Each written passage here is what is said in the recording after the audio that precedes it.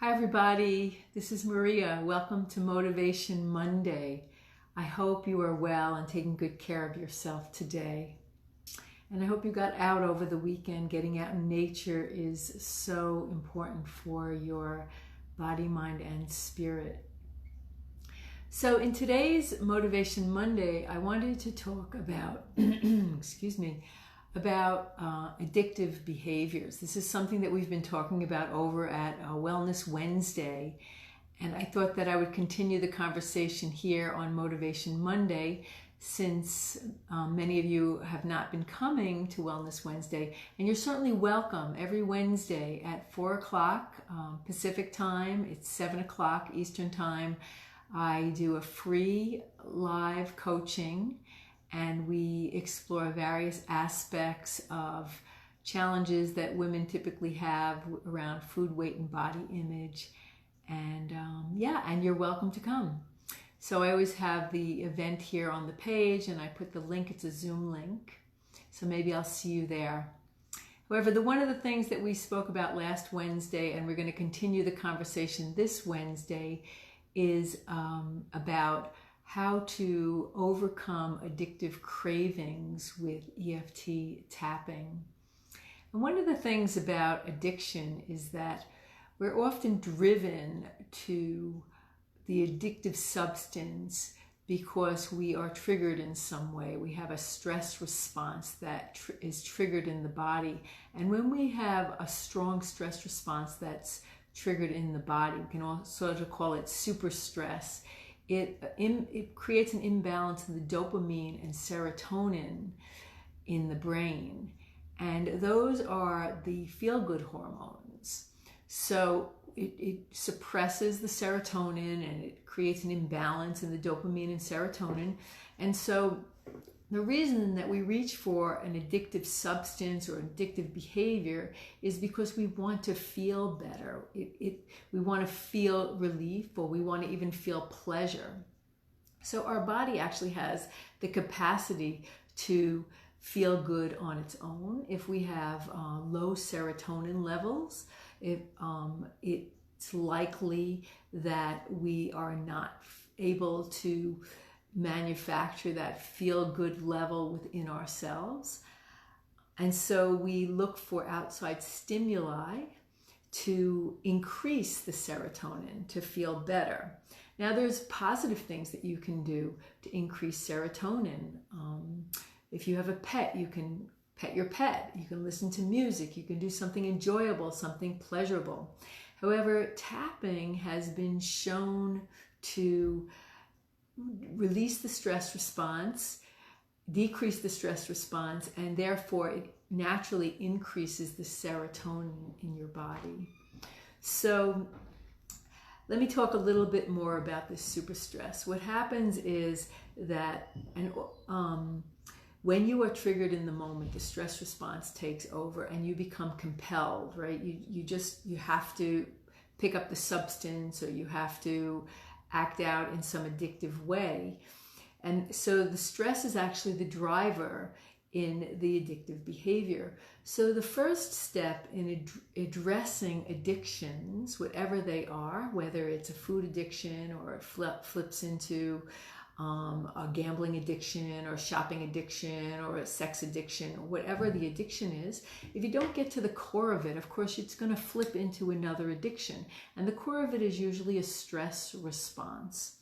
So there are a number of ways to address addictive behaviors. And one of the first important factors of it is to start to cultivate the habit of de-stressing your system, to start to create a lifestyle that will help you to be more relaxed and more at ease. So that means putting in some things in your day-to-day life that will de-stress you, whether that's yoga, taking a walk, listening to music. And of course, I love to encourage people to use tapping, because tapping has shown in research studies to dramatically decrease the stress response. They measure cortisol levels, and cortisol gets high when we are in a stress response. And tapping has really come out with very high grades in evidence-based studies with that. And it's a simple practice that can be applied. I've taught it to 3-year-olds, so it's user-friendly, and if you have a little privacy, some people like to do it even in public, but it's a simple practice that will get your body into the habit of a relaxation response. So, and we're going to do some tapping today if you want to stick around.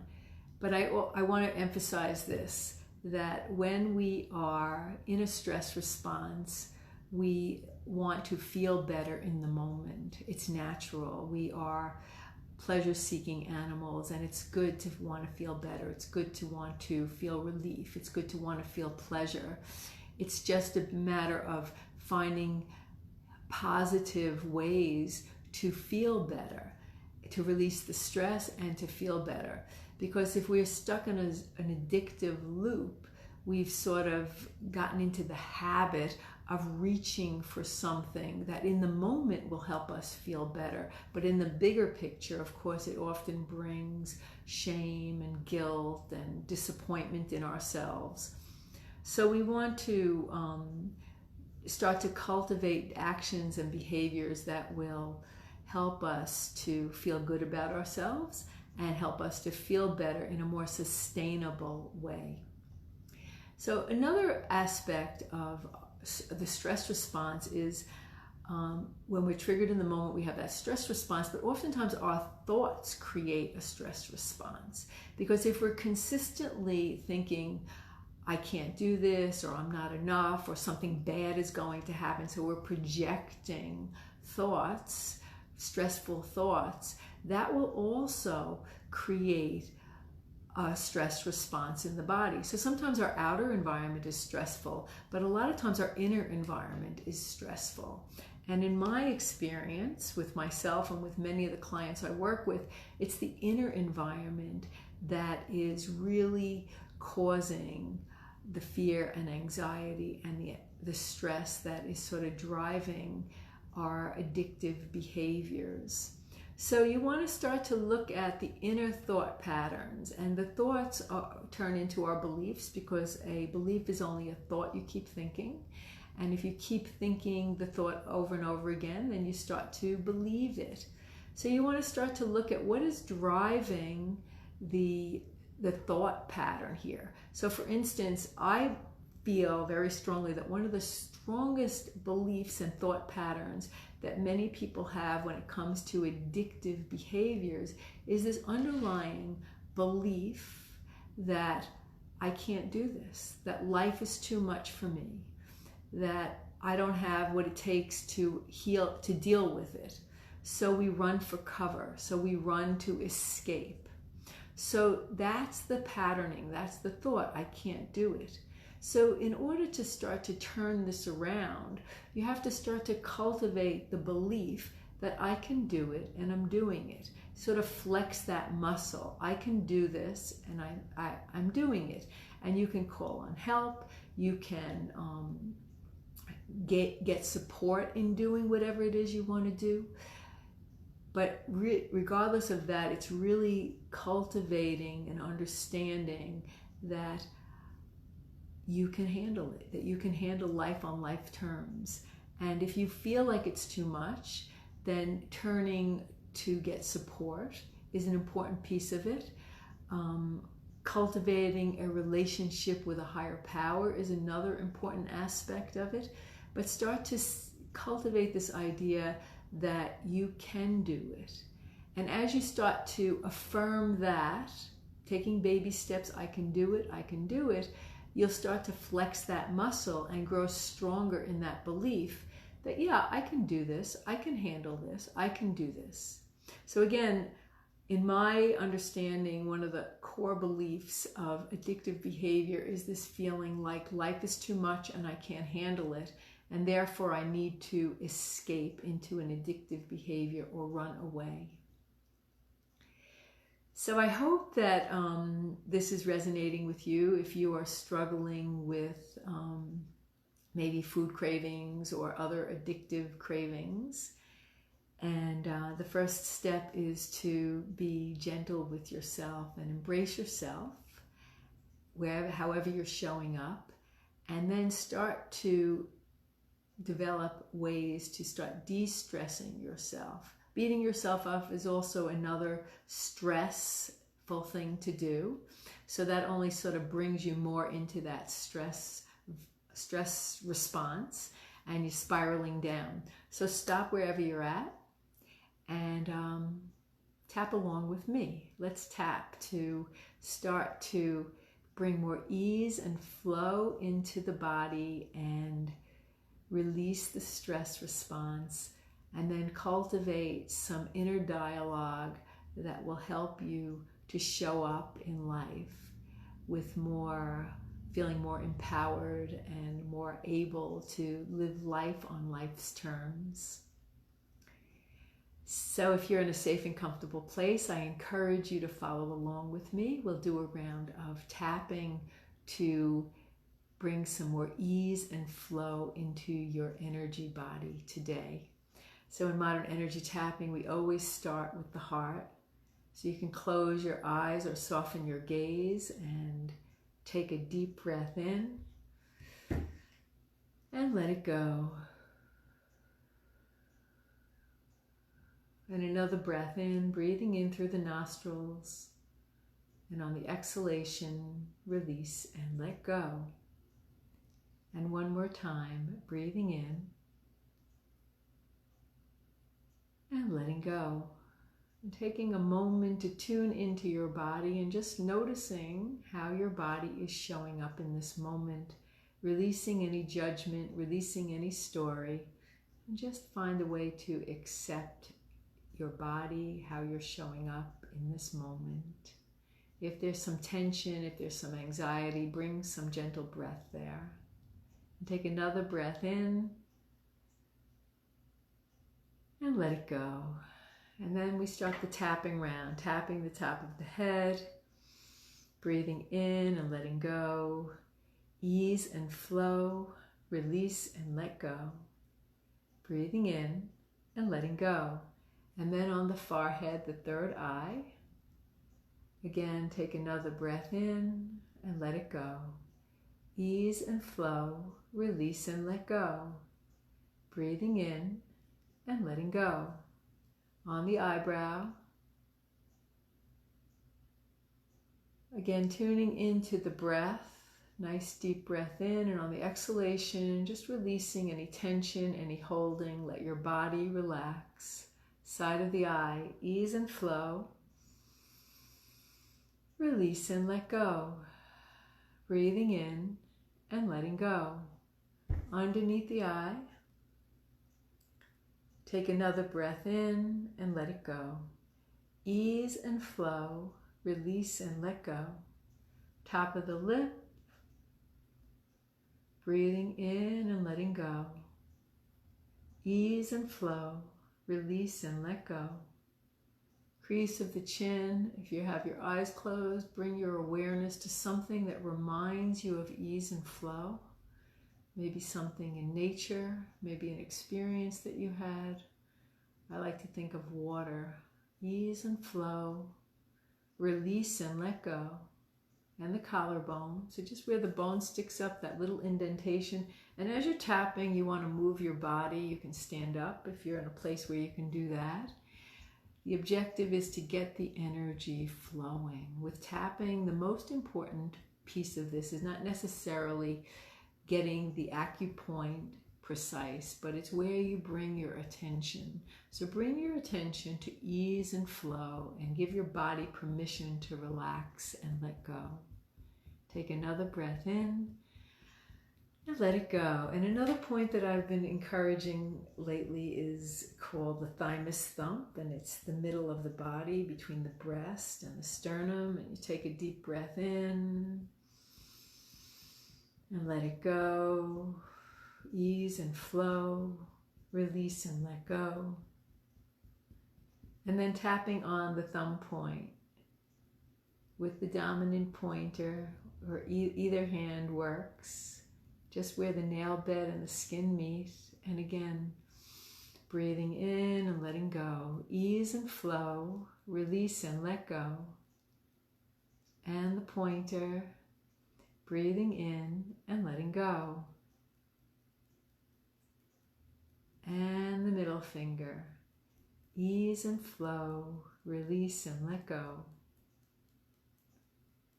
And the ring finger. Breathing in and letting go.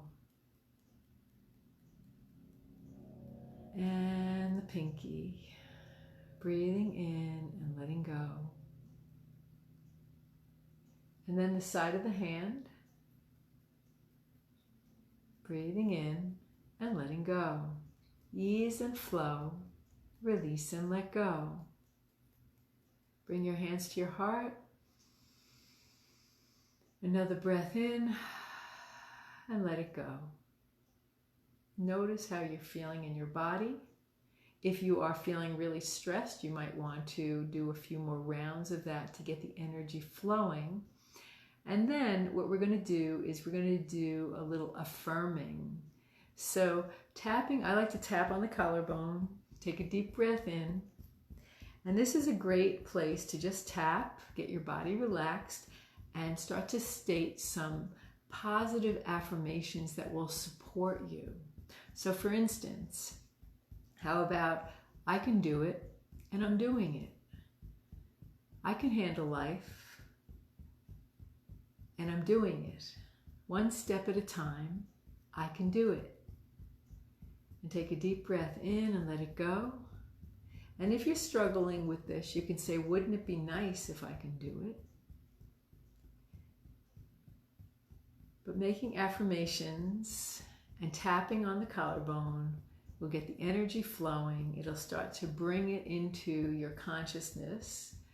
And again, a belief is just a thought you keep thinking. So start to tune into thoughts and affirmations that will support you. So I can do it and I'm doing it. One step at a time, I can do it and I'm doing it. So stepping into your power. What would that feel like and look like to step into your power? You can close your eyes here and see yourself stepping into your power and making good decisions, making supportive decisions. I can say no to that addictive behavior. I can draw healthy boundaries. I can step up to life and take charge and take it a day at a time. And start believing in yourself, because oftentimes we give our power away and we stop believing in ourselves. So taking back your power and affirming that I can do it and I'm doing it will start enabling you to step into your power more fully. So bring your hands to your heart. Take a deep breath in and let it go and tune into that feeling of I can do it and I'm doing it. And what would that look like and feel like if you were standing in that power? Take another breath in and let it go. So if you stayed until the end of the video, thank you so much. I hope that this is helpful for you. Please share your thoughts in the thread. I would love to hear your feedback. If there's any questions, don't hesitate to ask them also in the thread below. This is just a little tiny drop of some of the practices that I teach when I help people to overcome addictive behaviors. We work on not only food cravings, but other kind of addictive behaviors as well. And if you're interested in more, you're again welcome to come to Wellness Wednesday. I will be posting the event today. It's every Wednesday. And I hope you have a wonderful week, taking good care of yourself, and remember to de-stress yourself. So that's all for today. Look forward to next time. Much love. Bye now.